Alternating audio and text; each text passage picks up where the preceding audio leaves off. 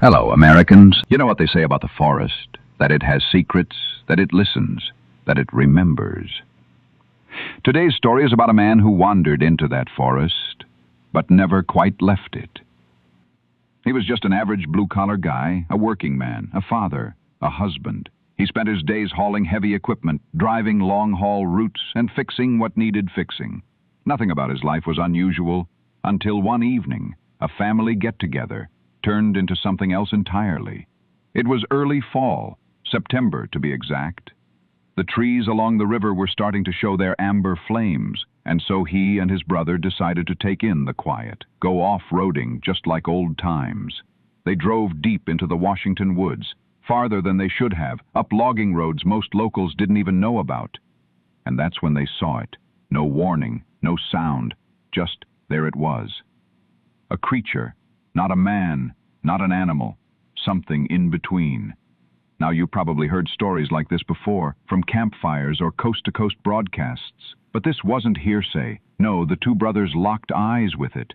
This hulking thing stood on two legs, 8 feet tall, maybe more, covered in thick, dark hair, eyes sunk in beneath a caveman-like brow. It wasn't scared of them. It wasn't running. It just stared. Then another appeared, and then another. A total of 3 surrounded their vehicle. This wasn't folklore anymore. It was real, and it was terrifying. They sat frozen in the cab of their truck, engines off, lights out, hearts pounding like kettle drums. When the largest of the creatures began to approach, they did what most men would have done. They ran. The truck fishtailed out of there faster than they'd ever driven before.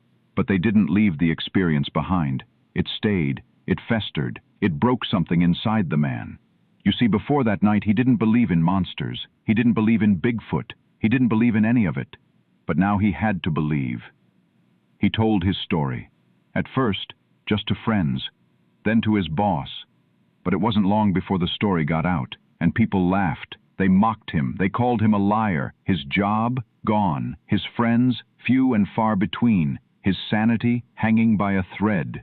But then something happened. He began hearing from others, strangers, people who, just like him, had seen something, but were too afraid to tell their story, too afraid of ridicule, too afraid of losing everything. And that's when he had an idea.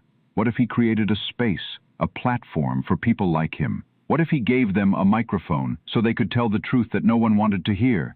So he did. A small podcast at first, recorded from home, modest equipment, basic editing, but it was honest. Honest in a world of fantasy, and the stories started pouring in. Truckers, hunters, farmers, former military, people from all walks of life. Some had seen creatures walking upright, just like he had. Others had heard deep guttural howls. Some had been chased from a safe distance. One man, he recalled, had seen one peering into his bedroom window on the 2nd floor. Another woman spoke of losing pets and hearing footsteps on her roof. But they all had one thing in common: they weren't lying. And more than that, they weren't crazy. His show grew. From dozens of listeners to thousands. From thousands to millions. It became a community, a fellowship of the unheard. And the man who once thought his life was over was now giving others a voice.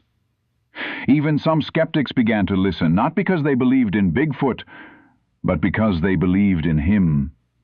They believed in the courage it took to speak up when the world wanted you silent.